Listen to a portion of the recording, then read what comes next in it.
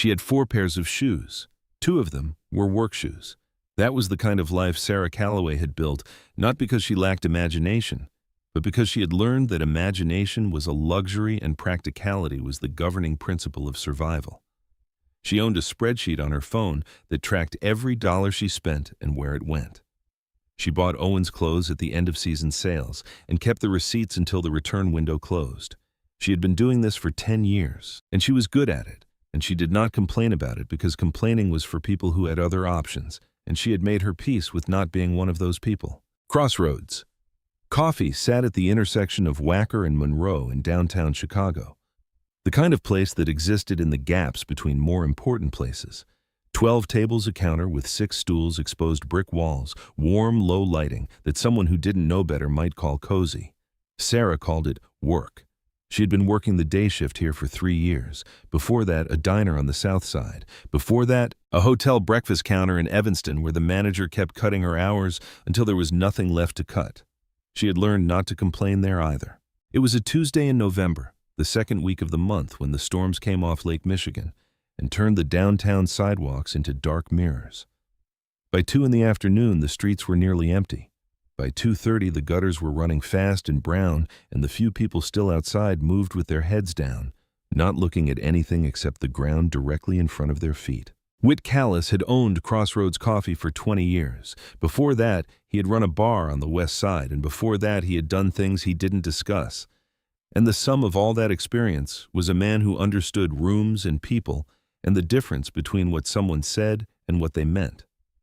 He was 56 years old, with a careful face and the hands of someone who had worked with them his whole life. And when he looked at you the way a carpenter looks at a wall. He's about to tear down, assessing the load it was carrying before deciding how to proceed. He came out of the back office that afternoon with his coat already on. "The storm's getting bad," he said. "I'm going to run to the supply place before they close early. You good here?" "I'm good," Sarah said. "Ethan gets out at 3:15. She looked at him. "I know when Owen gets out." Whit gave her the look, the particular look of a man who had something to say, but had learned over time that saying it would not help. And then he pulled his collar up and went out into the rain. The bell above the door rang twice, once when he opened it, once when it swung shut behind him. Sarah went back to wiping down the espresso machine. She was 31 years old, and she looked it, but not in the way the magazines meant when they said that. She looked the way a person looks who has been tired for a long time and has stopped hiding the tiredness. There were lines at the corners of her eyes that had not been there at 21. Her hands were rougher than they used to be. She kept her dark hair pulled back because loose hair was impractical, and practicality was the governing principle of her life. She did not think about the past if she could help it. She was very good at not thinking about the past. The machine hissed. She wiped. The rain hit the window in irregular patterns, loud and then soft, loud and then soft. At 2:47, the black SUVs appeared. She noticed them because that was the kind of neighborhood where you noticed black SUVs. They came around the corner off Wacker in a loose convoy, 3 of them, maybe 4, moving slowly through the rain with their headlights on, even though it wasn't dark yet. They move the way expensive cars move when the people inside them are not in a hurry because they do not have to be in a hurry. They moved like a statement. Sarah watched them through the window without really thinking about them. They were probably headed to one of the hotels or the private parking structure on Monroe. She watched them the way you watch anything that passes a window when the room is quiet without meaning to, without it meaning anything. Then the lead SUV slowed down. Then it stopped. She went back to the machine. There were glasses to polish. The afternoon delivery had come in short on oat milk, and she needed to call the distributor before they closed. Owen had a science project due Thursday, and she had not bought the display board yet. These were the things that occupied Sarah Calloway's mind on a Tuesday in November, small, concrete, solvable things. The bell above the door rang. She didn't look up immediately.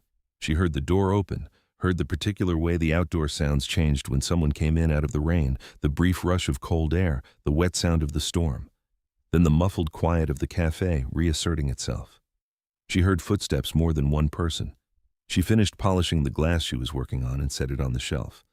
And then she turned around. 2 men she didn't recognize stood just inside the door. They were large and very still, wearing dark suits that were expensive enough to look like uniforms. And they were not looking at her. They were looking at the room, scanning it the way you scan a space when your job is to decide whether the space is safe. One of them moved to the left, the other stayed by the door. Neither of them said anything. Sarah had worked in service long enough to read a room in under 3 seconds. She read this one and felt the first cold thing move through her stomach. Then the door opened again and Roman Voss walked in. She knew him before she had fully processed what she was seeing. That was the thing about 10 years. It was supposed to be enough time to turn a person into a stranger. 10 years was long enough to make someone's face unfamiliar, long enough to soften the specific memories into something general and manageable, long enough to take the sharpness out of a voice and the particular weight out of a presence. That was what she had told herself. That was what she had built her entire interior life around believing. She was wrong about that. He was taller than she remembered, or maybe the memory had compressed him over time. His hair was darker than it used to be and shorter on the sides, cut close. The jaw was harder. The lines of his face were the same lines, just more defined, more settled into themselves. He was wearing a charcoal overcoat that probably cost more than 3 months of her rent, and he walked like a man who had not had to apologize for taking up space in a very long time. Roman Voss was 33 years old, and he had spent the last decade becoming something that people in Chicago talked about in careful voices and careful words when they talked about him at all. He came through the door, and he looked up, and their eyes met. The glass she had been reaching for, she didn't even know she had reached for it, slipped off the edge of the shelf and hit the floor. It didn't shatter. It bounced once on the rubber mat behind the counter and rolled against the cabinet with a hollow sound that seemed very loud in the silence. Sarah did not move to pick it up. Roman did not move at all. For a moment that was probably 4 seconds long and felt like something geological, neither of them did anything. The 2 men in suits stood perfectly still. The rain hit the window. The espresso machine clicked through its idle cycle. Then one of the suited men took a small step toward the counter and said quietly and without inflection that they would like a table. Sarah pulled her eyes away from Roman. She looked at the man who had spoken. She looked at the room full of empty tables, 12 of them all available, and she nodded and said in a voice that did not betray her, "Sit anywhere you like." She crouched down and picked up the glass. Her hands were steady. She had survived worse than this. That was what she told herself while she was crouched behind the counter with her back to the room. She had survived worse than this, and she would not fall apart in her own workplace over a man who had chosen his empire over her when she was 21 years old. She stood back up. Roman had taken the corner table, the one by the window that looked out onto the rain-slicked intersection, the one that faced the door, the one where you could see everything in the room without being directly in the center of it. He sat with his back against the wall. His 2 men had positioned themselves at tables on either side, close enough to move fast, far enough to give the appearance of privacy. Sarah tied her apron tighter without thinking about it. She took a breath. She picked up her order pad and she walked to the corner table. Roman watched her approach. He didn't pretend not to. He watched her the way she imagined he watched everything, with a kind of absolute attention that was uncomfortable to be the subject of an attention that felt less like admiration and more like calculation. Like he was measuring the distance between who she had been and who she was now. She made herself stop thinking it. "What can I get you?" she said. Not a question. Not quite. Sarah. Her name in his mouth. She had not heard that in 10 years. She had not prepared for it. It landed somewhere under her sternum and sat there. "What can I get you?" she said again. She did not look at his face. She looked at the table. Her pen was on the pad. A pause. "Black coffee," he said. "Whatever's darkest." She wrote it down as if there was something to write. She turned and walked back to the counter, and she did not look back. Her hands started shaking when she was behind the machine with her back to the room, and she watched them shake for a moment like they belonged to someone else. And then she made the coffee. He stayed for 40 minutes. He didn't speak to her again. He sat at the corner table with his hands around the cup and his eyes on the window or on the room or possibly on her. She refused to turn around and verify. His men sat and drank nothing. No one else came into the cafe while he was there. She cleaned things that didn't need cleaning. She checked her phone twice. 2:58, 3:09. Owen would be out of school in 6 minutes. His teacher would hold him in the classroom if no one was there, but Owen hated being the last one. He hated the waiting, hated the particular embarrassment of it. Sarah had spent 3 years arranging her entire schedule around never letting that happen. At 3:14, she heard the chair move. She heard footsteps cross the room. She heard the bell above the door ring. She looked up. The two suited men had gone. The corner table was empty except for the coffee cup and a folded bill placed beneath it. She walked over, picked up the bill without looking at the denomination, put it in the register. She took the cup to the sink. Good, she thought. He came, he saw, he left. That's over. She was wrong about that. He was back the next day. Same time, same black SUVs in the same configuration, same two men, same corner table, same order. Black coffee, darkest you have. He sat for 38 minutes and he watched the rain, which had continued through the night and showed no sign of stopping, and he didn't speak to her. On the third day, Whit noticed. You know that guy Whit asked, watching the convoy pull away through the window? No. Whit was a careful man, not a stupid one. He looked at Sarah the way he had looked at her on the day she came in about the job 3 years ago, measuring what she was telling him against what she wasn't telling him. The same way you check a structure for load-bearing walls. He didn't say anything else. He went back to the office. On the fourth day, a different man came in 15 minutes before Roman arrived. He was older, with a gray beard trimmed close and a quality of attentiveness about him that seemed professional. He ordered tea, which they didn't have, and then coffee, which he didn't drink. He looked at Sarah twice, not the way customers look at servers, but the way someone looks when they are confirming something. At 2:46, he left. At 2:52, Roman arrived. On the fifth day, a Friday, Sarah arrived at work 40 minutes early and stood in the back office with the door closed and told herself that she was going to say something. She had been turning the speech over in her mind all week, shaping it and revising it the way you work a piece of metal, hammering at it until it was hard and precise and said exactly what she meant. She was going to walk up to his table and tell him quietly and without drama that whatever he was doing here needed to stop. She was going to be calm. She was not going to let him see the damage. She had been practicing calm for 10 years, and she was very good at it. At 2:55, the bell rang. She came out from behind the counter, walked across the cafe, and stopped at the corner table. Roman looked up. "Why are you here?" she said. Not the speech she had prepared, just that. 4 words, direct and cold. He didn't answer immediately. He looked at her with that measuring, uncomfortable attention. And then he said, "I needed coffee. There are approximately 900 places in this city to get coffee." "I know." She waited. He didn't offer anything more than that. The rain was lighter today, more of a mist than a storm, and the gray light through the window made the room feel like something underwater. She was aware of his men at their peripheral tables. She was aware that she was still holding her order pad like a prop. "You need to stop coming here," she said. "Is it a problem?" "Yes, you're busy. I'm telling you to stop." Something moved in his expression. She couldn't name it exactly. Something that wasn't quite guilt and wasn't quite pain, but was in the neighborhood of both, like a man who recognized a damage he was responsible for, but hadn't yet decided what to do about the recognition. "I just want to talk to you," he said. "We don't have anything to talk about." "Sarah, don't." The word came out harder than she meant it to, with more edge than she intended to show him. She pulled it back, smoothed her voice. "Sir, if you're not going to order anything, I need the table." He looked at her for another moment. Then he said, "Black coffee, whatever's darkest." She walked back to the machine. Her chest was tight in a way that made breathing feel like work. She made the coffee, she brought it to the table and set it down without looking at his face, and she walked away. He stayed for 42 minutes. On the following Monday, she called in sick for the first time in 3 years. She drove to Owen's school and sat in the parking lot through dismissal, watching him come out with his backpack hanging off one shoulder and his sneakers untied, the way they always were, watching him cross the blacktop toward the gate.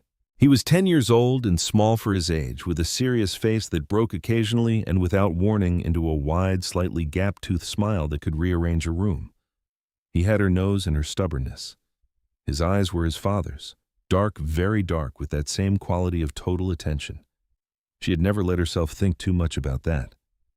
"You didn't have to pick me up," Owen said, getting into the car. "I know. Am I in trouble?" "No." He looked at her sideways in the careful way he had. Her son was a child who watched and listened more than he spoke, who processed things slowly and thoroughly before arriving at a conclusion, and who was at 10 years old already better at reading her than most adults. "Are you okay?" he said. "Fine. You're not fine. You look like you look before you have to do something hard." She looked at him. She considered him this small, serious person who was the central fact of her life. "I'm okay," she said. Just a headache. He put his seatbelt on. He didn't believe her, but he let it go.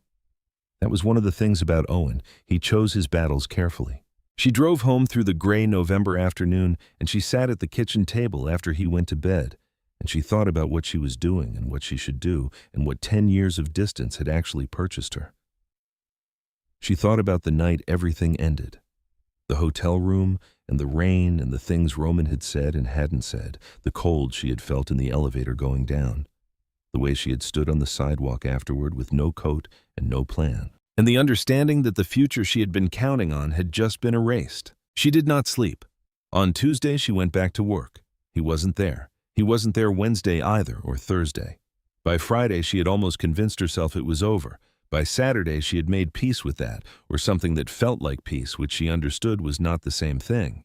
On Saturday, she was closing the cafe alone when a knock came at the glass door. Not the bell. A knock, direct and deliberate. She looked up. Roman Voss was standing on the other side of the glass in the rain, his hands in his coat pockets looking at her. No SUVs, no suits, no configuration, just him. She stood there with her cleaning cloth in her hand and she thought, "Don't open it." She opened it. "We're closed," she said. "I know. How did you know I close on Saturdays?" He didn't answer that, which was its own answer. He had someone watching the schedule. Of course he did. She looked at him. Really looked at him for the first time without the counter between them. And she saw things she hadn't let herself see in the controlled environment of the cafe. The exhaustion under the composure. The way he was standing, not the way a powerful man stands, not the way he had been standing inside the cafe all week, but with a quality of uncertainty that sat wrong on a frame that had been built for certainty. 5 minutes, she said. "And then you leave and you don't come back." She stepped aside. He came in out of the rain. She didn't offer him a chair. She stayed by the door. "I looked for you," he said. "After. For a long time." "Don't. I need you to." I said don't. You don't get to tell me about looking for me. Whatever story you have in your head about what happened and why it doesn't matter. It was 10 years ago and I have a life. I know. Then why are you here? He was quiet for a moment. The rain was coming down harder now, and the drops on the window were large and irregular, hitting the glass and running in long tracks toward the sill. He looked at the room the way he had been looking at it all week. And then he looked at her, and he said, "I need you to understand what I did. Not to fix it, not to ask you for anything. I just need someone who is there to know the truth." Sarah felt something tighten in her chest, felt the walls she had built doing their job, holding steady. "The truth," she said, and her voice came out flat and careful. "My father ordered your death," he said. He said it the way you say something you have rehearsed many times quietly and without flourish, as though the quietness could take some of the weight out of the words. "The night I left, that wasn't me leaving. That was me keeping you alive. He found out about you. He found out how much I had what you were to me. And he told me that if I didn't cut you off completely, if I didn't make it permanent, he would have you killed. I didn't warn you because warning you would have put a target on you. I didn't explain because explanation would have given you a reason to fight it. And you would have fought it because that's who you are. I left because leaving was the only way I knew how to make you disappear from his sight." He paused. "I thought you'd move on. I thought you'd build a life somewhere that was nothing to do with any of this." The room was very quiet, except for the rain. Sarah looked at him. She looked at the man who had walked out of a hotel room 10 years ago and told her with his posture and his silence that he had chosen power over her, that she had been weighed and found insufficient, that the empire won. She had built the entire architecture of her recovery on that understanding, on the belief that she had been discarded. Because being discarded, being rejected, was survivable. It had a shape. It had edges. You could learn to live around it. What he was describing now had no edges. What he was describing was a man who had chosen her survival over his own soul, and then had to spend a decade pretending that wasn't what he had done. She wanted to throw something. She wanted to sit down on the floor. She didn't do either. She stood in the middle of her closed cafe with her cleaning cloth in her hand, and she looked at Roman Voss, and she said, "I was pregnant." The silence that followed was different from the one before it. She watched his face. She watched what the words did to it. Not a flinch, not a quick shock of surprise, but something much slower and much worse. something that moved through him like a tide going out, leaving everything exposed. When I found out, she said, you had been gone for 2 months. I had already left the apartment. I was staying with a friend in Wicker Park. I had $40 in my account, and I was 3 months along. She stopped. She made herself continue. I didn't tell you. I decided not to because whatever you had chosen, I was not going to let my child grow up in the middle of it. I was going to give him something clean. Roman had not moved. He seemed to have stopped breathing. His name is Owen, she said. He's 10 years old. He likes baseball and building things, and he is the best person I have ever known in my life. Her voice was holding steady, and she hated that she was proud of that right now, proud of her own steadiness when what she felt was the opposite of steady. He has your eyes. Roman's jaw moved. The muscles in it worked briefly and then stopped. He looked like a man who had taken a blow in a place he hadn't known could be hit. I have a son, he said. Not a question, not quite a statement. The sentence seemed to be something he was testing, turning over in his mouth to see what it weighed. Yes, 10 years. Yes, Sarah. His voice had gone somewhere she had not heard it go before, somewhere stripped of the control that was usually its defining quality. Don't, she said. The word came out sharp and final. Don't apologize. Don't promise me anything. Don't stand in my cafe and tell me what this means to you, because I have been doing this alone for 10 years, and I don't need your grief right now. I don't have room for it. He stood there and took that. He didn't argue with it or try to soften it. He stood there and let her words hit him, and he absorbed them with an expression that was the closest thing to genuine devastation she had seen on an adult face in recent memory. The bell above the door didn't ring because the door didn't open. Nothing moved in the room. The rain came down outside. Then Roman said in a voice that was very quiet and completely stripped of its usual control, "Can I?" He stopped. I don't want to force anything. I don't want to make demands. I just need to know if there is any version of this where I don't know, Sarah said. She said it honestly, and it surprised them both. She didn't know. That was the truth of it. The raw, uncomfortable truth she hadn't been able to arrive at in a full week of practiced certainty. She didn't know what version of this was possible, or what she was willing to allow, or what was right. She only knew that her son existed, and his father was standing in her cafe, and 10 years of silence had just cracked open down the middle, and she had no idea what was on the other side. Go, she said. I need you to just go. He went. He opened the door and went out into the rain, and the bell rang twice, and she stood alone in the middle of the cafe for a long time. Not moving, not cleaning, not making plans, just breathing, which was sometimes the only thing you could manage. She turned off the lights. She locked the door. She drove home. Owen was asleep. She stood in his doorway for a moment and looked at him. The small shape under the blanket, one hand curled near his face, the baseball posters on the wall and the half-finished model on the desk, and the sneakers by the door with their laces still untied. She looked at her son.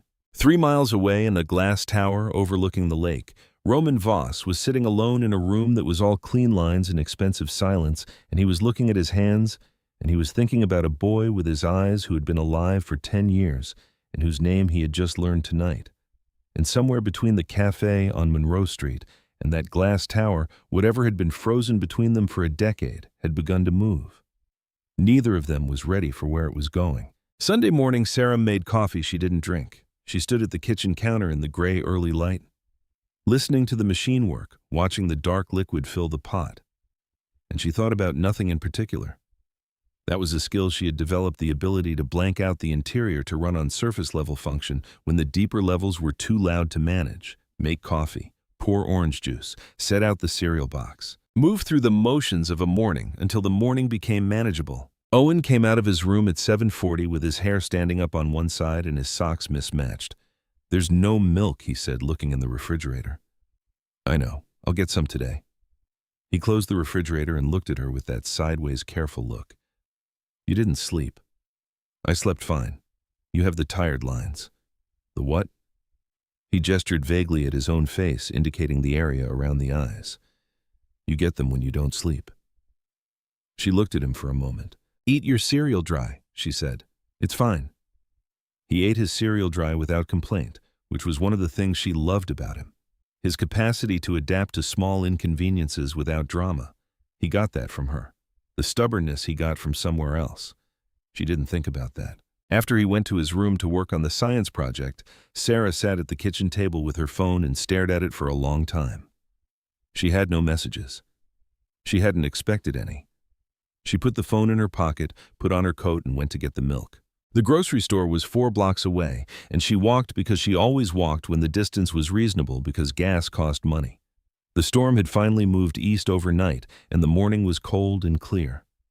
The sidewalks still dark with residual wet, the air carrying that specific smell of a city after rain concrete and something faintly metallic and the exhaust of buses. She walked with her hands in her pockets and her head down, which was how she walked everywhere, a habit she had developed without noticing it, a posture that said, "I'm not available. I'm going somewhere. I'm not a person who can be stopped." She was halfway to the store when she realized she was being followed. Not the obvious kind, not footsteps matching hers, not a figure too close in her peripheral vision. Something subtler. A dark sedan that had been parked on her block was now idling at the intersection ahead, engine running, not pulling into traffic. She registered it the way you register things you don't understand yet, as a texture, a wrongness at the edge of awareness. She kept walking. At the corner she glanced left. The sedan stayed where it was. She bought the milk. She walked home by a different route, not running, not looking back, just moving differently than she had moved on the way there. By the time she got to her building, the sedan was gone. She stood in her kitchen, and she thought, this is what it looks like. This is what a decade of distance actually purchased. Not safety, not clean air, just a postponement. The thing she had spent 10 years keeping at arm's length had driven itself to her street and idled at her corner. That Sunday evening, she was helping Owen finish his science project, a model of the water cycle, which he had constructed from a plastic container and a heat lamp with a level of structural precision that she found genuinely impressive.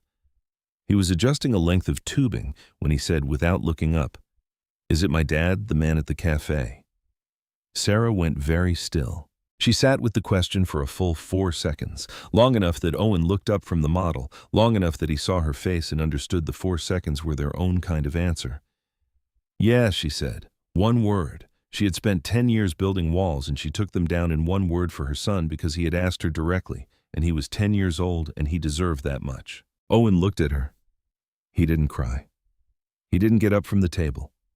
He looked at her the way he looked at problems, with a focused, patient attention, turning it over, checking its dimensions. "Does he know about me?" Owen said. "He found out recently. Does he want to?" He stopped. Reformulated. "What does he want?" "I don't know yet. We're still figuring that out." Owen nodded. He went back to the tubing.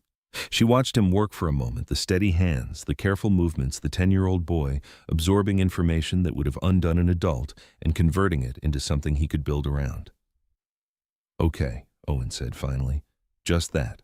She didn't push it. She let him have the okay, and she went back to helping with the model, and they worked in silence for another hour. And the water cycle took shape between them, precise and functional the way Owen built everything. She lay awake until 2 in the morning. The water cycle model was finished by 10 o'clock. Owen had labeled every component in his careful block letters and set it on the desk in his room where the heat lamp could run overnight without being disturbed. Sarah turned off the kitchen light and stood in the hallway for a moment, listening to the particular silence of an apartment where a child is sleeping, that specific quality of stillness that she had learned over 10 years to find reassuring rather than lonely. She went to bed. She didn't sleep for a long time. When she finally did, she dreamed nothing she could remember, which was the best she could hope for. Monday came in gray and cold, the kind of cold that had moved past autumn and was making its intentions clear about what winter would look like this year. Sarah dropped Owen at school, scanned the street the way she had been scanning streets since Saturday, looking for the dark sedan for anything that sat wrong against the ordinary texture of the morning. Nothing. The street was just a street. She drove to work and told herself she was managing the situation, and she almost believed it. She called a lawyer that afternoon. Not Roman's suggestion, not anyone connected to anything she had been anywhere near in the last week. A name she found through the Bar Association directory, a former federal prosecutor named Gerald Pratt, who took private clients and whose office was on LaSalle Street. She spoke to his assistant for 4 minutes and had an appointment for Wednesday. That felt like something. That felt like solid ground. Roman came in at the usual time, Same corner table, same two men at the peripheral tables. She brought him his coffee, and she did not linger, and she did not look at his face. And for the first time in a week, the cafe felt like something she could manage again, like the situation had an edge she could find and hold. Then Whit came out of the back office at 4:15 and looked at the room the way he had been looking at it for days, and he looked at Sarah, and he said, "My office when you have a minute." She had a minute. She followed him in. He closed the door. He sat on the edge of his desk and crossed his arms, and he looked at her with the look that had been building for 2 weeks. The look that was not quite anger and not quite fear, but contained elements of both. He was 56 years old, and he had owned this cafe for 20 years, and before that he had run a bar on the west side, and before that he had done things he didn't discuss. And the sum of all that experience was a man who understood when a situation had become something other than what it appeared to be. "That's Roman Voss," Whit said. She didn't answer. "I've lived in this city for 30 years, Sarah. That's Roman Voss sitting at my corner table every day for 2 weeks, with security personnel and a woman with a laptop who has been here 4 times this week and is not here for the coffee. What is he to you?" She looked at Whit, at his crossed arms and his careful eyes and his 30 years of knowing when a question mattered. And she said, "He's Owen's father."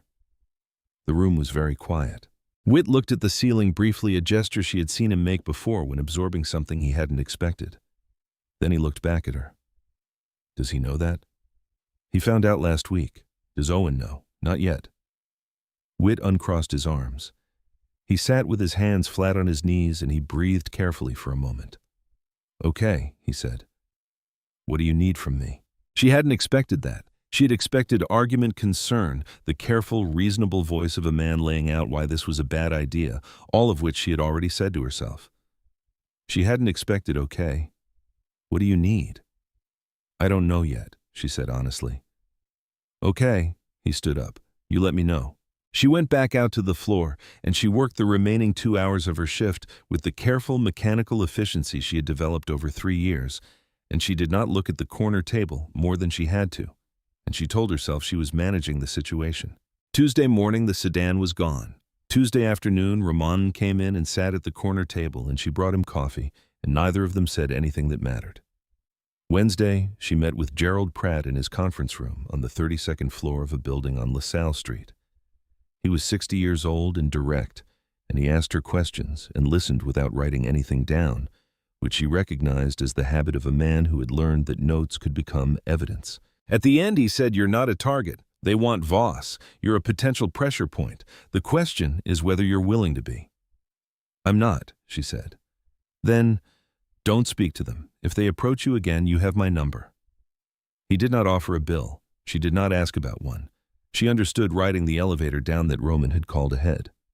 She filed that away. She had been filing things away all week. The shape of the file was getting complicated.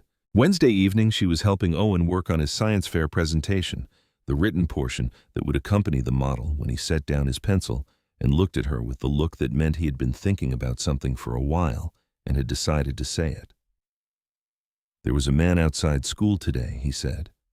The air in the room changed. She kept her voice even. "What man?"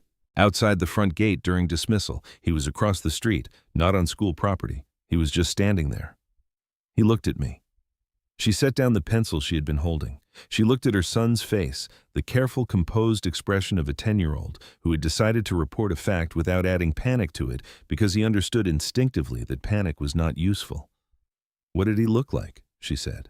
Owen described him, older, heavy build, dark coat, standing across the street from the main gate, not on school property there when the bell rang and gone by the time the buses left.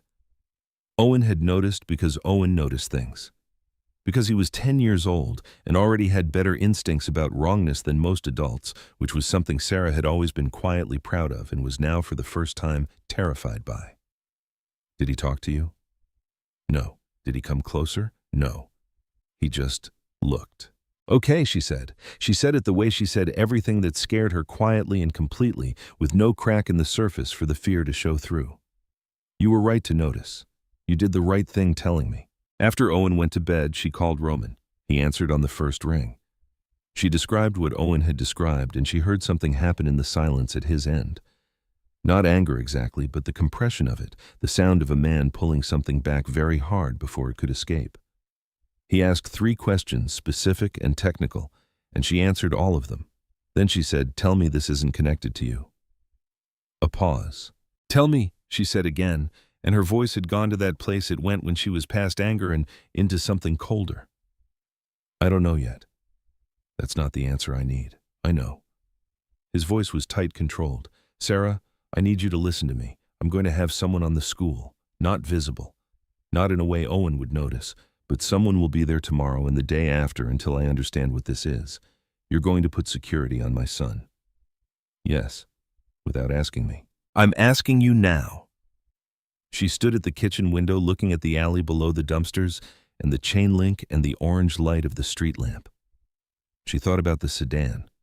She thought about the heavy-set man in the dark coat. She thought about Owen's serious, closed face when he had described the man outside the gate. "Fine," she said.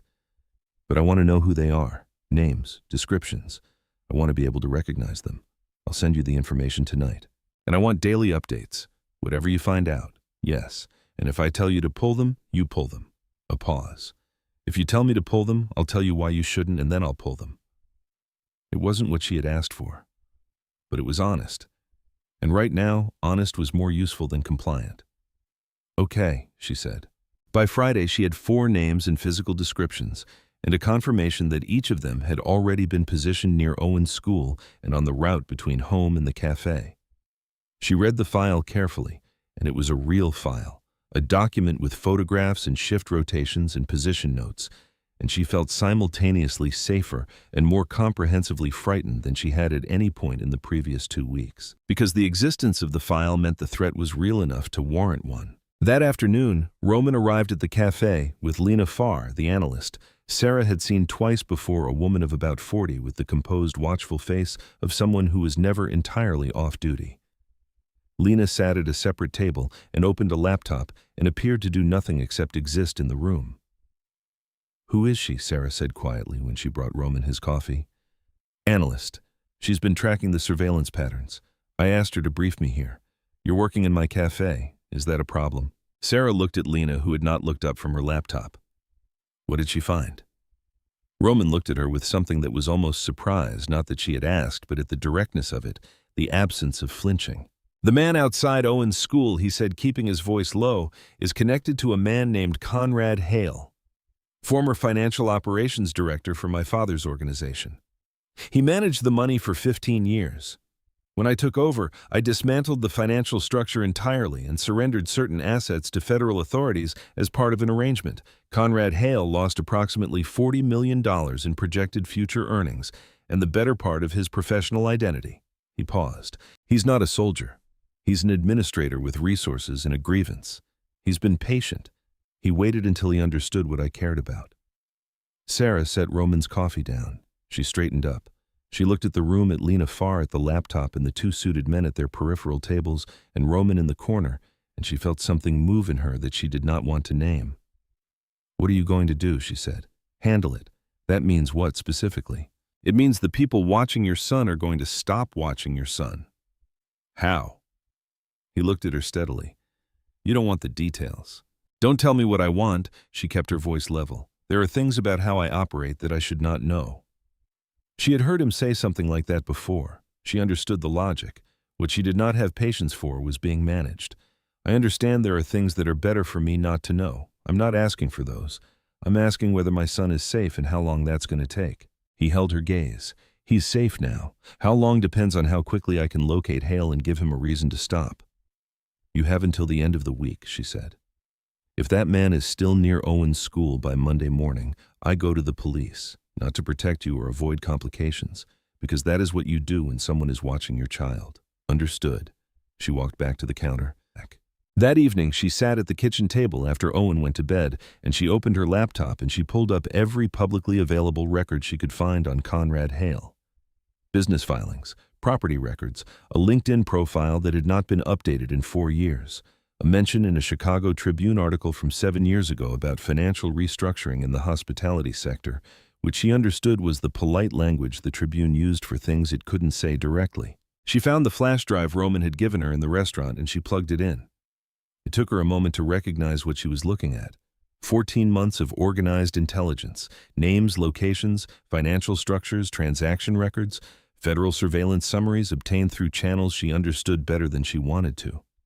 It was dense, and it was technical, and it was exactly the kind of material she had spent 3 years of law school learning how to read. That training had not gone anywhere. She had simply stopped using it the way you stop speaking a language when there is no one left to speak it with. But sitting at the kitchen table in the quiet of a Chicago November night, the language came back with a fluency that surprised her. She moved through the documents the way she had moved through case files once a long time ago, identifying what mattered and what was connective tissue, holding multiple threads simultaneously without losing the structure. She read for 2 hours.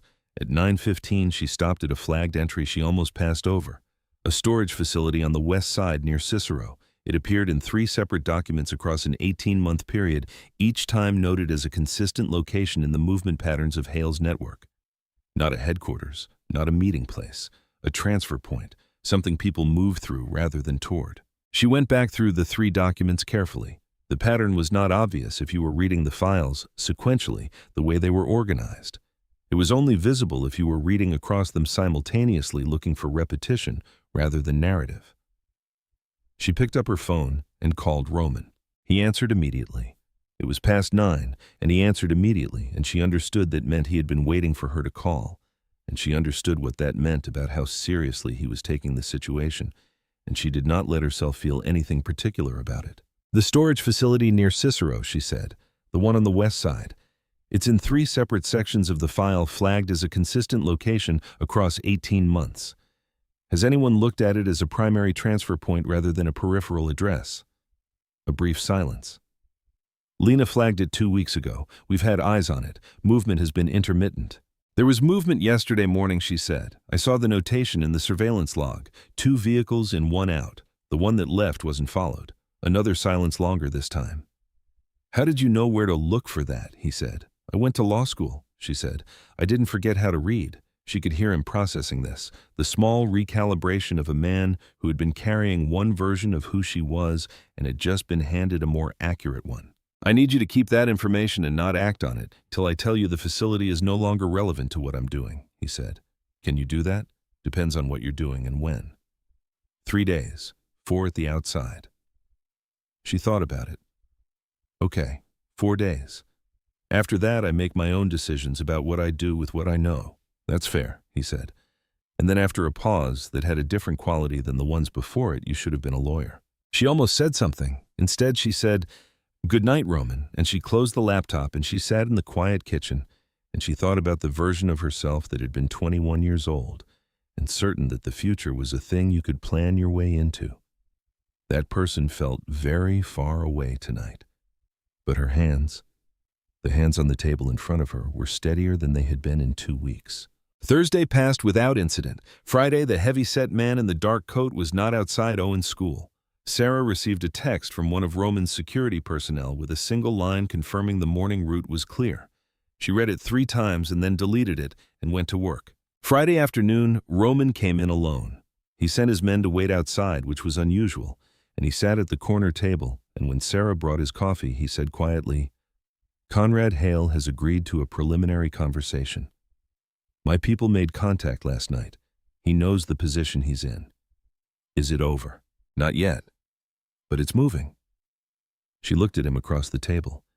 There was something different in his face today. Not the careful composure of the last 2 weeks. Something underneath that was more tired and more real. Like a man who had been holding a very specific posture for a very long time and was beginning to understand it was costing him more than he had budgeted for. She went back behind the counter. She thought about asking more questions and decided against it.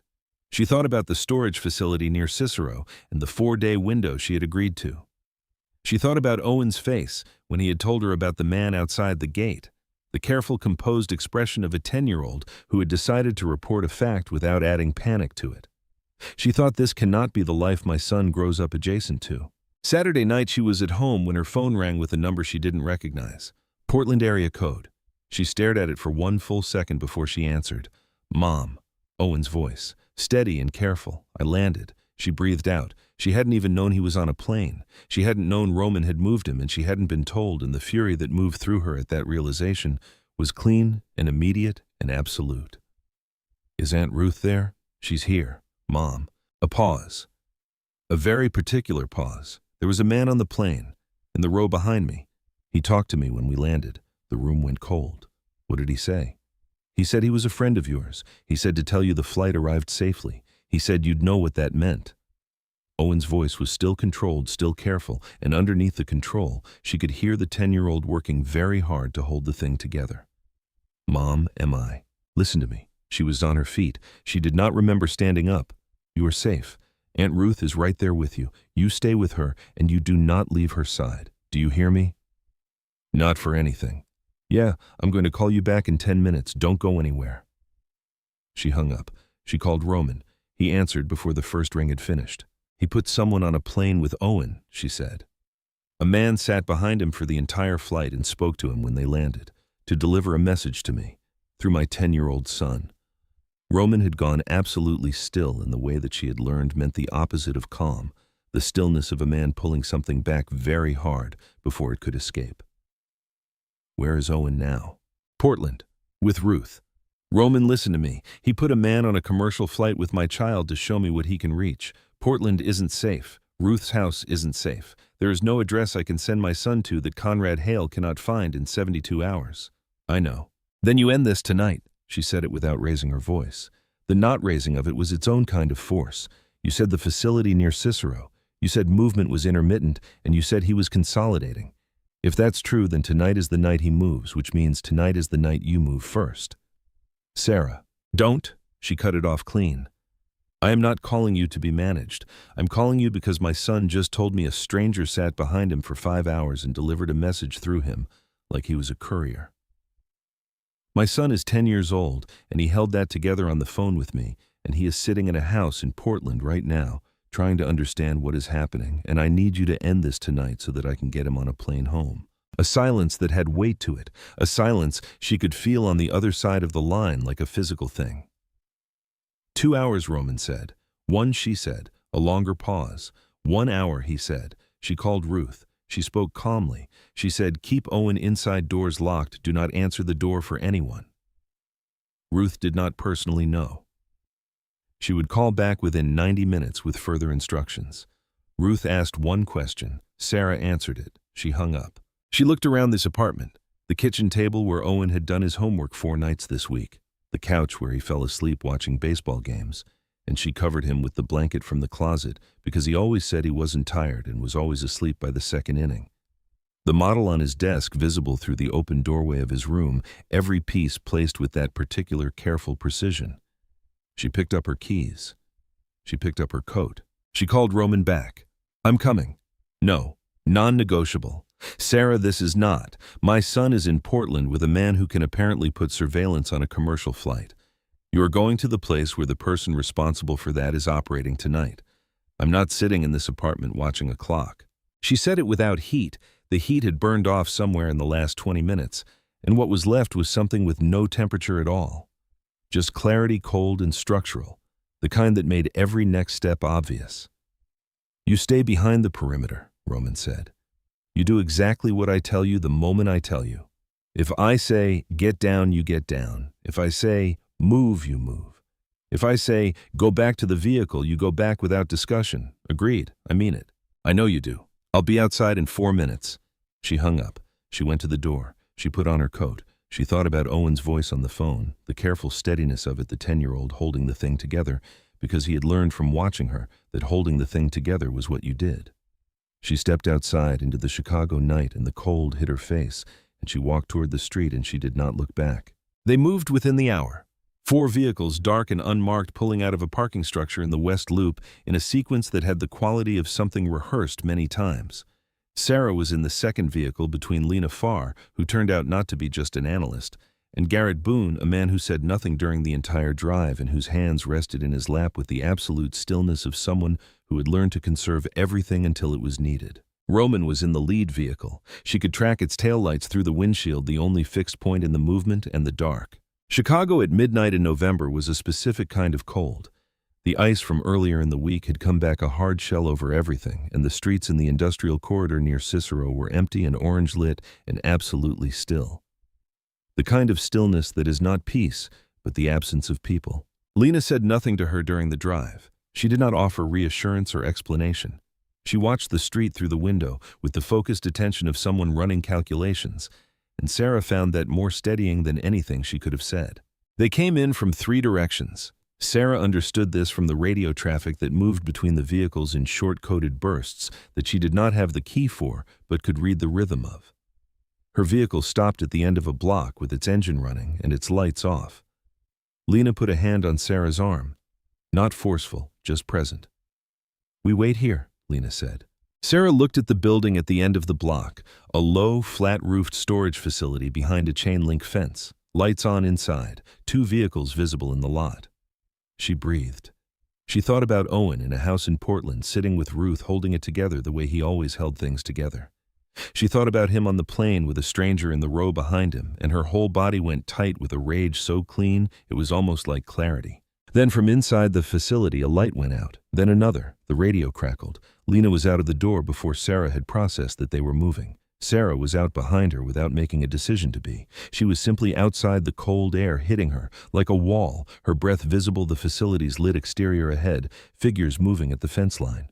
A door on the near side of the building burst open. A man came through it at a run, older, heavy-set, wearing a dark coat that Sarah almost recognized before she understood why, because Owen had described it. Standing across the street from the school gate, not on school property, just looking. The same coat. The man crossed the lot toward the vehicles, and then Garrett Boone came around the corner of the building, and the man turned and changed direction. And for 3 seconds, he was running directly toward Sarah. She didn't move. She stood at the edge of the lot in the frozen dark, and she watched him coming, and she didn't move. He was 15 feet away when Boone came from behind a parked vehicle and brought him down with an efficiency that had no wasted motion in it at all. The man was on the ground before she had fully processed that it had happened. Boone had his arms pinned and was speaking in a low, hard voice, and the man on the ground was not speaking at all. Sarah breathed. She walked across the lot. Lena moved alongside her. The facility door was open and the light inside was wrong. 2 of the overhead fluorescents out, and the remaining ones throwing everything into hard contrast, bright and shadow with no middle ground. She went inside. Conrad Hale was seated in a chair at the far end of the space, not restrained. Seated. She understood this was a particular choice, a particular message about who controlled the room. He was in his 60s, and he had the soft administrative face of someone who had spent a career at a remove from the physical consequences of his decisions. He looked like a man who had run very sophisticated calculations and was still trying to find the error in his own math. Roman stood in front of him. 3 of Roman's people occupied the room's perimeter. Sarah stopped 10 feet away. Hale looked at her. Something moved in his expression, a recalibration she could see in real time, the adjustment of a man who had not expected her to be here and was deciding what that meant. "Your son is fine," Hale said. The man on the plane was a message, nothing more. "Where is he now?" Sarah said. "The man on the plane. Gone. He's done." It was a demonstration, not a threat. "You put a stranger next to my 10-year-old for a 5-hour flight, and you're telling me it wasn't a threat." I needed Roman to understand the scope of what I could reach. The child was He paused. A point of leverage. She looked at this man. She looked at him the way you look at something when you want to understand its exact dimensions before you decide what to do about it. The soft face and the calculated eyes and the word he had just used for her son. Roman reached into his jacket and placed a phone on a small table beside Hale's chair. "You're going to call Agent Devlin at the FBI," Roman said. "You're going to confirm that you've been in contact with his office as a cooperating witness regarding the remaining financial structures of the Voss organization. And you're going to complete that arrangement, all of it, every account, every name, every structure you have knowledge of." Hale looked at the phone. His jaw moved slightly. "You arranged this," Hale said. "I arranged it 14 months ago. I was waiting for you to give me sufficient grounds to use it." Hale looked between Roman and Sarah. Something shifted in his face, a slower and more fundamental recalibration than the one before. "You didn't know," he said. "Before the cafe, before any of this, you didn't know about the boy." Roman said nothing. That's why you came back, Hale said. Not to finish the arrangement. You came back for her, and you found out about the child after. The room had gone very quiet. Sarah watched Roman's face. She watched him decide not to confirm or deny it, watched him decide that the decision itself was its own answer, and she watched him make the only choice that was left. "If you go near my son again," Roman said. The words came out quietly and without theatrical emphasis and landed in the room with the weight of something absolute. My son. He did not pull the words back. He did not qualify them. Hale heard it. Everyone in the room heard it. Sarah heard it and felt something shift in the architecture of the last 3 weeks, some load-bearing thing moving into a new position. Hale picked up the phone. He looked at it for a moment. Then he dialed. The call took 11 minutes. When it was done, federal agents were at the facility within 22 minutes, which meant they had been staged nearby, which meant Roman's arrangement was exactly as complete and as long in the making as he had said it was. Sarah stood against the wall with Lena beside her and watched federal agents move through the space with their lights and their vests and their procedural voices.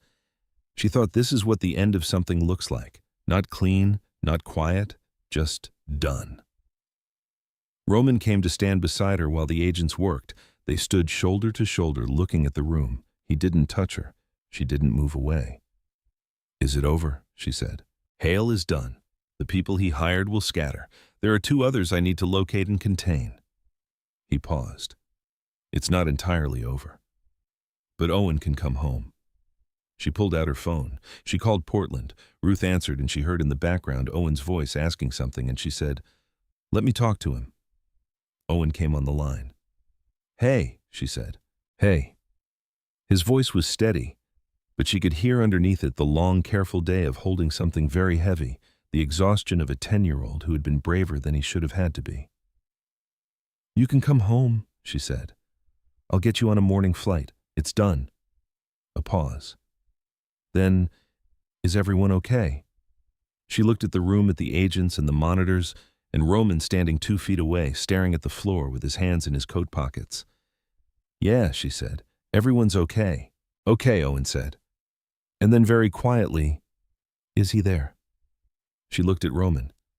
"Yeah," she said. "He's here." Another pause longer. She could hear Owen working something out, turning it over in his careful 10-year-old way. "Tell him I want to meet him," Owen said. "For real, not from across a gym."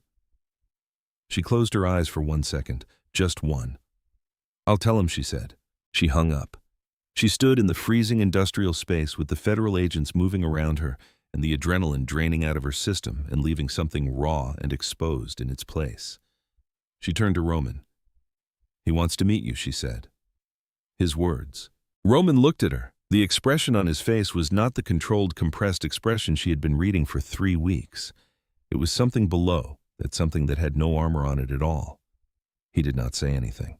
He looked at her, and she looked at him, and in the space between them was 10 years of wrong choices and impossible costs, and a boy with dark eyes who had held himself together on a plane and in a stranger's house and on a phone call at midnight, and who wanted at the end of all of it to meet his father. Roman drove her home. She did not ask him to. He simply fell into step beside her when she walked out of the facility and opened the passenger door of the lead vehicle without making it a question, and she got in because her legs were tired and the cold was deep now. Past midnight, the kind of cold that had moved through her coat and settled in the bones. They drove through empty Chicago in silence.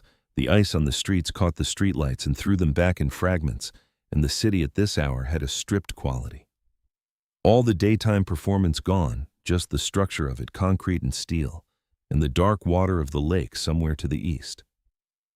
She looked out the window and let herself be still for the first time in many hours. "You should sleep," he said. "I will." A pause. "I know what that costs," he said. "What you did tonight, keeping moving when everything in you wants to stop." She sat with that for a moment. She thought about saying several things and said none of them. "Good night, Roman," she said. And she got out of the car and went upstairs and sat on the edge of her bed in her coat and looked at the wall for a while, and then she lay down and slept for 6 hours without moving. Owen's plane landed at 11:14 the next morning. She was at the gate. He came off the jetway with his backpack on both shoulders and his sneakers untied, the way they always were, and when he saw her, his face did the thing it did, sometimes broke open suddenly. the serious composure replaced by something younger and less defended, and he walked faster, and she went to meet him, and she held on. "I was fine," he said into her shoulder. "I know. I wasn't scared. I know you weren't." She felt him breathe. She breathed with him. On the drive home, he asked questions, and she answered them as honestly as she could, calibrated to what a 10-year-old could use. When they got to the apartment, he dropped his bag in his room and came back out and stood in the kitchen doorway and said, "When do I meet him?" "When you're ready. I'm ready now." She looked at her son. The gap-toothed, serious face, the untied sneakers, the absolute certainty of a person who had spent a night in a stranger's city and come home and was already moving toward the next thing. "Saturday," she said. "We'll do Saturday." Owen nodded. He went to his room. She heard the familiar sounds of him unpacking the unzipping of the bag, the particular sound of things being resettled into their proper places.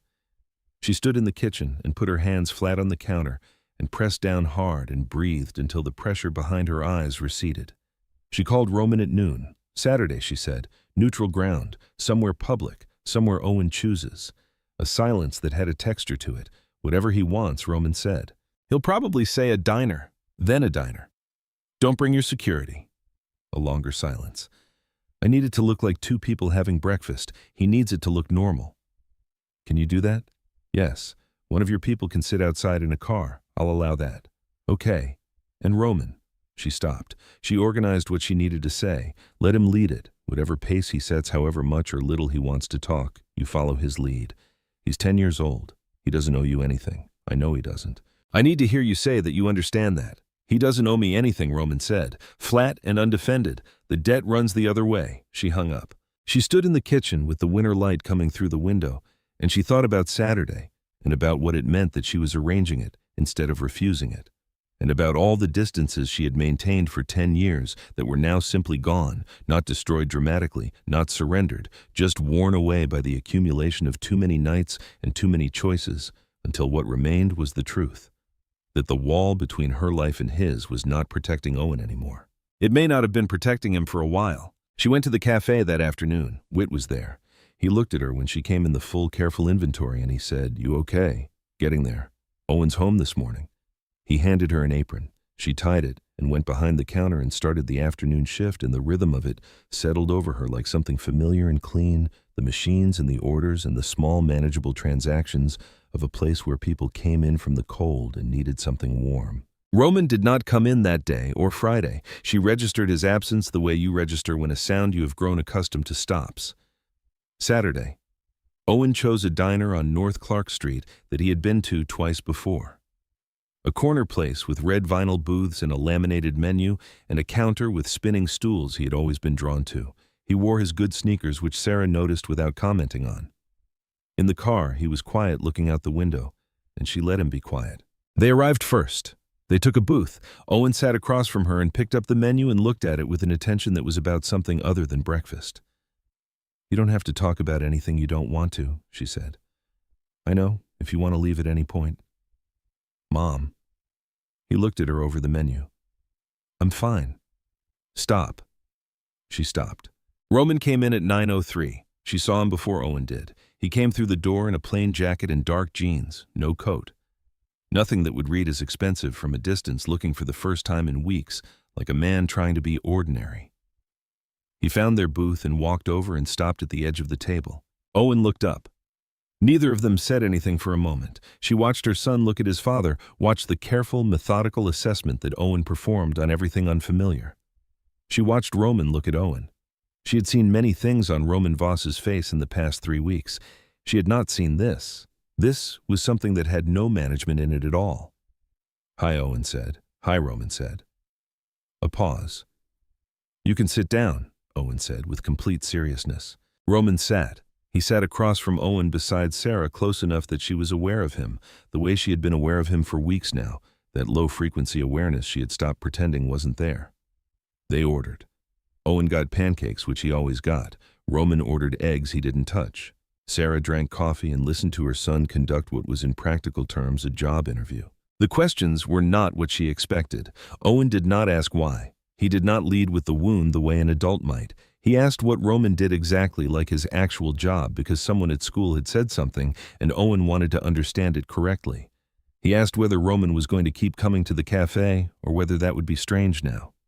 He asked whether Roman knew how to build anything, because Owen's current model was finished, but there was a new one he had been researching. Roman answered all of it directly without dressing any of it up. He said his actual job now was dismantling things he had spent years building, which was complicated to explain, but essentially meant trying to fix a large mistake. He said the cafe question was a fair one, and he would do whatever Owen thought made sense. He said he didn't know how to build models, but that he was a fast learner. Owen considered this. He cut a piece of pancake and chewed it. What kind of mistake, he said. Roman looked at him. The kind where you make a decision you believe is right, and it turns out it was the worst decision you ever made. Owen looked at his plate. He cut another piece. My teacher says those are the ones you learn the most from, he said.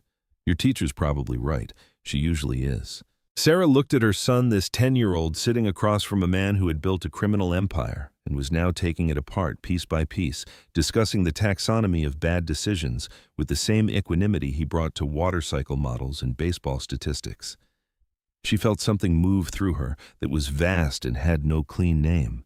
Pride and grief and relief, all three pressed together into something she could not have described to anyone who asked. They stayed in the diner for 2 hours. Not because anything dramatic happened in the second hour. It didn't. Owen finished his pancakes and had orange juice and told Roman about the science fair, which had been rescheduled for the following Friday because his teacher had gone to the administration on his behalf.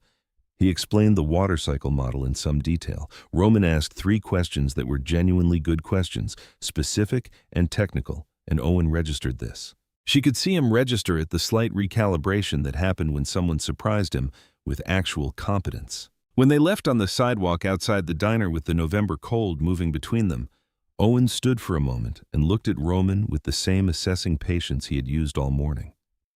You can come to the science fair if you want, he said. It's Friday at 4. Roman looked at Sarah. She gave him nothing. No signal, no permission, no rescue. His call. I'll be there, Roman said. Owen nodded once. He went to the car. Sarah stood on the sidewalk and looked at Roman, and he looked at her. And the cold moved between them. Thank you, he said. Don't thank me. She said it without heat. He asked. I arranged it, that's all. Still. She pulled her coat closer. She looked at the street, the ordinary Saturday morning of it. People with dogs, a bus moving through the intersection, a woman pushing a stroller with one hand and holding coffee with the other. There's something I need to tell you, she said. He waited. Agent Devlin called me yesterday. She had been deciding how to say this since Thursday and had not found a better way than directly. He said that people within your network who are cooperating with the Bureau's investigation are covered under the cooperation arrangement. He said the Bureau has an interest in those people not being indicted. He said your name is already in the file as the primary cooperating individual. Roman said nothing. You've been working with the FBI, she said. For how long? A silence. The bus went through the intersection. A dog pulled at its leash. 14 months, he said. Since before you walked into my cafe. Yes. She stood with this. She had suspected it from the file, from the coherence of it, from the way the federal agents had arrived at the facility in 22 minutes. She had suspected it and had not let herself land on it until now. So the dismantling, she said. The accounts, the structures, the people arrested, all of it was coordinated. Not every piece, but the structure of it. The parts that mattered. She looked at him. You came back to Chicago to finish the cooperation agreement. I came back because I heard you were here, he said. The cooperation was already in progress. Coming back and completing it, those things overlapped. But the reason I came back was you. She looked at the man who had made the worst decision of his life at 23 and had spent a decade on the other side of it and had come back and found a son he didn't know he had and a woman who had survived him and was against every reasonable probability still standing on a sidewalk in Chicago talking to him. Were you ever going to tell me, she said. Yes. I was trying to find the right. There's never a right time for that, she said. You just tell me. She said it without anger. The anger had burned through days ago, and what was left was something more durable. I'm not a situation you manage. I'm not a person you handle carefully. If this is going to be whatever this is, je paye. You talk to me straight every time. No calculated timing. Okay, I mean it. I know you do. He looked at her steadily. Okay. She breathed the cold air. She looked at Owen, visible through the car window, looking at his phone with his feet up on the dashboard, entirely at ease. "The science fair is at 4 on Friday," she said. "Don't be late." She got in the car. She drove home. The weeks that followed were not a transformation. That was the thing about real life. It didn't transform. It accumulated.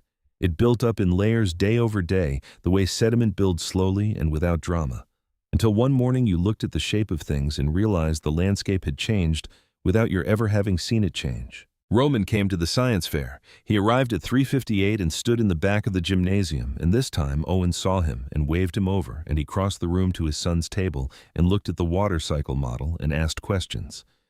Good questions. Sarah stood slightly to the side and watched the two of them and let herself feel for one moment the full weight of what it was. Then a parent she knew started talking to her about the school district budget, and she came back to the surface and answered all the right questions. And the science fair moved around her the way ordinary life moves, loud and slightly chaotic and entirely indifferent to the extraordinary things happening inside it. Owen won second place. He was philosophical about the first place ribbon going to a volcano model, which he maintained was conceptually less interesting, but admitted was more visually dramatic. Roman agreed with Owen's assessment. Owen appreciated this. In December, Conrad Hale completed his cooperation agreement with the FBI. He was charged with 3 counts of financial conspiracy, reduced from the original 7, and accepted a plea arrangement that would result in federal monitoring and financial penalties. The remaining members of his network dispersed or were picked up on related charges over the following weeks. Roman's cooperation agreement moved into its final phase. Agent Devlin called Sarah one last time in the second week of December and told her she was cleared from the investigation and would not be contacted again. She thanked him. She hung up. She did not tell Roman about the call for 2 days. Then she told him directly over coffee at the cafe after close, because that was the rule she had established, and she applied it to herself the same way she applied it to him. He nodded. He sat with it. He turned his cup on the table in the small, purposeless way she had come to recognize as his version of managing something difficult. Then he said, "The organization is done. The last structures get transferred to federal oversight in January. After that, there's nothing left." And then what she said. "I don't know yet." She looked at him. "That's an honest answer. I'm trying to give you those." "I know." She looked at her cup. "Owen asked me if you were going to be around for Christmas." Roman went very still. "I told him I'd ask," she said. "So I'm asking." He looked at her across the table, across the 12 tables, and the rain on the window, and the coffee machine, and 3 years of her life in this room.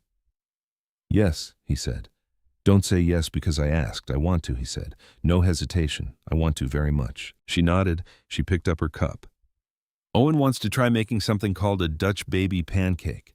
He saw it online and he's very committed to the idea." "I don't know what that is. Neither do I. That appears to be irrelevant." She almost smiled. He saw it.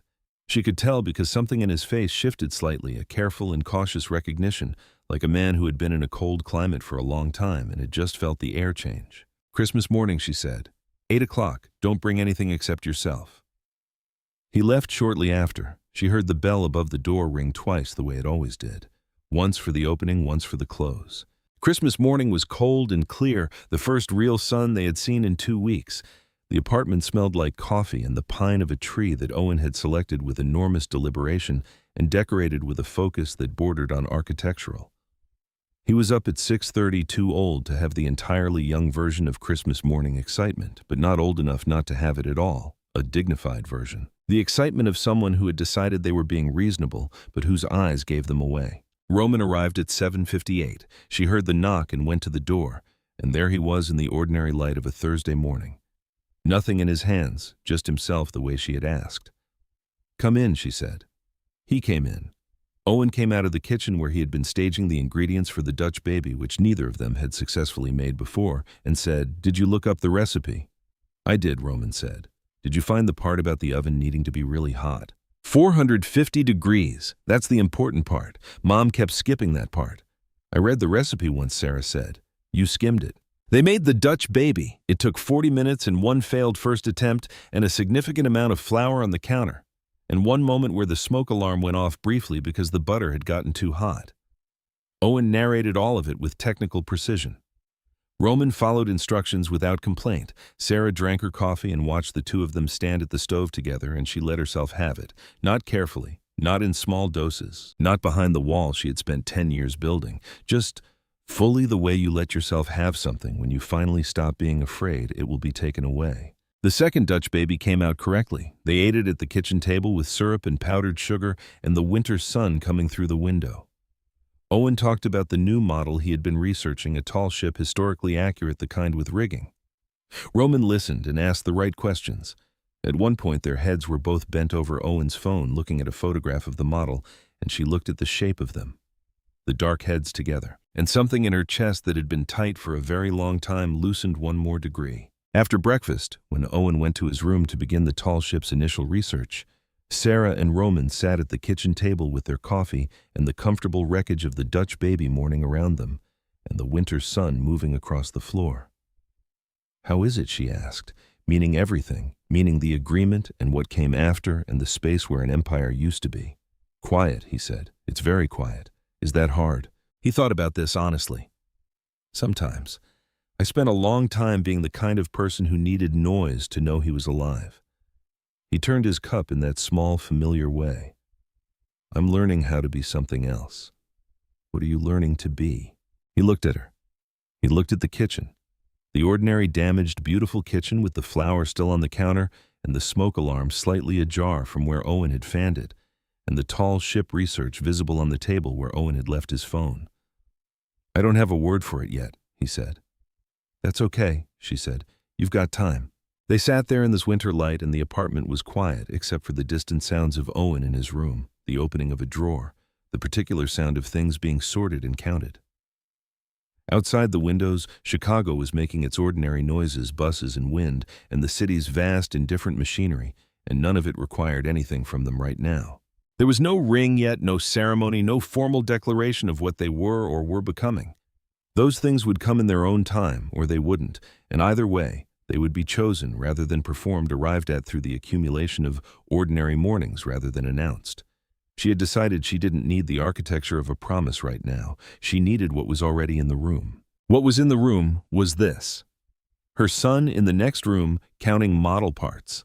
A man at her kitchen table who was learning how to be something he didn't have a word for yet. Coffee that was still hot. Sun on the floor. The particular quiet of a morning that didn't need anything from you except to be in it.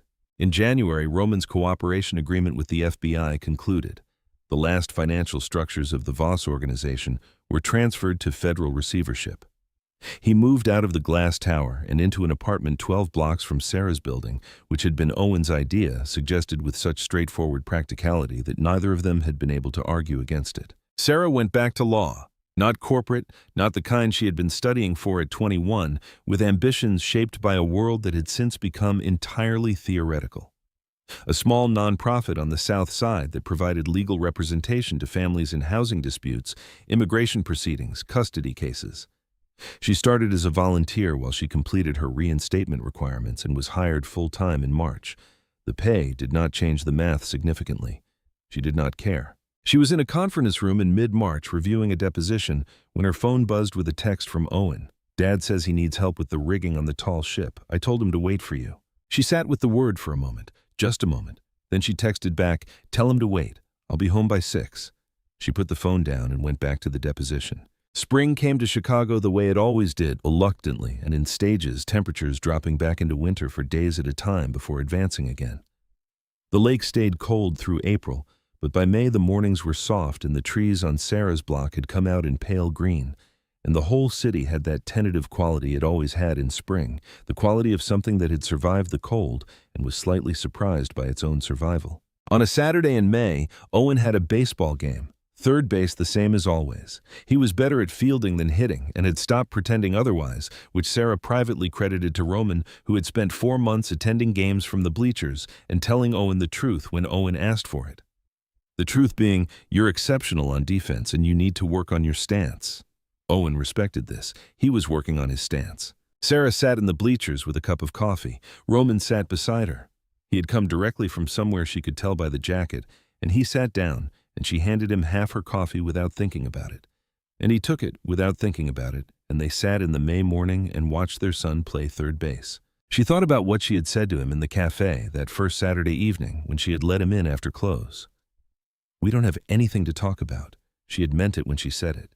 She had been wrong about it the way everyone is wrong about the things they say from inside their own necessary defenses. What they'd had to talk about had turned out to be considerable. In the field, Owen made a catch, a hard line drive that he took off a short hop and turned immediately into a throw to first, clean and precise, the whole motion, economical and sure.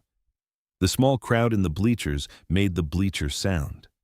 Owen jogged back to his position and didn't look up, but she saw the small adjustment in his posture, the slight straightening that meant he knew they had seen it. "He's good," Roman said, without taking his eyes off the field. "He is. He gets the precision from you." She looked at Roman. "The baseball. The way he does things correctly and doesn't call attention to it." She looked back at the field. She thought about that. "He gets the eyes from you," she said. "I know." A pause. "I look at him sometimes and Roman stopped. "I know," she said. She did know. She had been watching it for months, the way Roman looked at Owen with an expression that was still learning how to be ordinary, still adjusting to the weight of what it contained. She had watched her son absorb a father the way he absorbed everything carefully and thoroughly, and without rushing the conclusion. They had found their own thing, the two of them. She had not engineered it or managed it.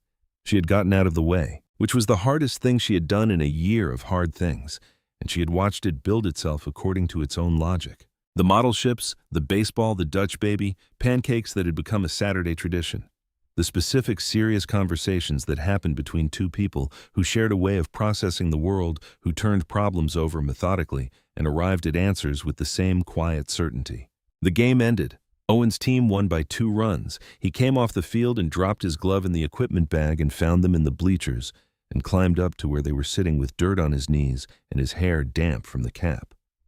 He sat down between them the way he had started doing, not self-consciously, not as a statement, just because it was where there was room. "Good catch," Sarah said. "I was in the right position," Owen said. "That's all." "That's not all," Roman said. Owen considered this. "Okay," he said. "But being in the right position is most of it." He was right. That was the thing about Owen. He was usually right. You had to get yourself to the right position, and then when the thing came at you hard and low, you had to stay in it, stay low, take the short hop clean and turn and throw. The rest was just doing the work. The 3 of them sat in the bleachers while the field emptied around them, the other families collecting gear and calling across the diamond, the May sun moving west, the lake somewhere east of them throwing back the light. Nobody was in a hurry. There was nowhere they needed to be. Sarah sat between her son and the man who had broken her heart, and then spent a decade learning why that had been the wrong choice. And then spent a year in her cafe and her kitchen and her life, demonstrating in the only language that meant anything that he understood the difference between what he had been and what he was trying to become. She thought about the ring. She had been thinking about it the way you think about something you already know the answer to but are letting arrive in its own time.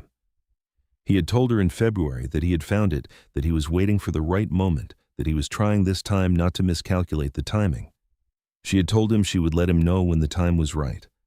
She had told him he would know. He would know. She was fairly certain of that. He had gotten better at paying attention to the right things. The field was nearly empty now.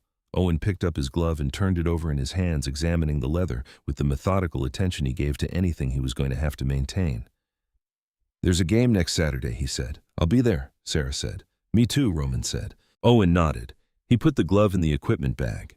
He looked out at the empty diamond, the dirt and the chalk lines and the bases still in position, the whole geometry of the thing holding, even though the game was done. "Okay," he said. "Let's go home." They went home. The story doesn't end with a declaration. It ends with 3 people walking off a baseball field in May. Nobody carrying anything they hadn't chosen to carry, the city around them, doing what cities do. And the specific lightness that comes when you finally stop running from the thing you need and turn around and let it find you. That was enough, more than enough. It was everything.